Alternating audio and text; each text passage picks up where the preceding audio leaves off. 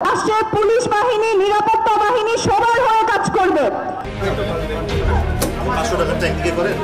ঘন্টা দেড়েক ধরে দুটি মেশিনে চলে টাকা গোনা। অর্থের পরিমাণ শুনে চক্ষু চড়ক গাছ হতে পারে যে কারো। মোট ২৬,৫৫,০০,০০০ টাকা। ব্যাংকের ভল্টেও এত নগদ টাকা থাকে কিনা সে প্রশ্ন তুলছেন কেউ কেউ। অপারেশনের পরে কি কি জিনিস আমরা উদ্ধার করতে পেরেছি? এই অপারেশনে ২৬,৫৫,৬০০ টাকা উদ্ধার করা হয়েছে।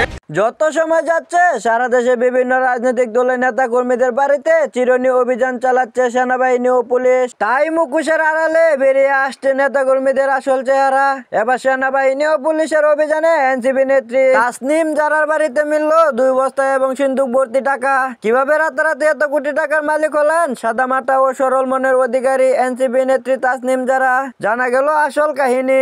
একসময় যিনি ছিলেন যৌন বিশেষজ্ঞ, একজন কন্টেন্ট ক্রিয়েটর, আজ তিনি জুলাই আন্দোলনের অংশীদার না হয়ে এনসিপির একজন নেত্রী হয়ে আওয়ামী লীগ, বিএনপি, দুর্নীতি ও চাঁদাবাজি নিয়ে গলা উঁচিয়ে বড় বড় কথা বলেন তিনি। কিন্তু এবার আসে সক্কা হলো না তার। এবার সেনাবাহিনী ও পুলিশের অভিযানে এনসিপি নেত্রী তাসনিম জারার বাড়িতে মিলল 2 বস্তায় ও সিন্দুক ভর্তি টাকা।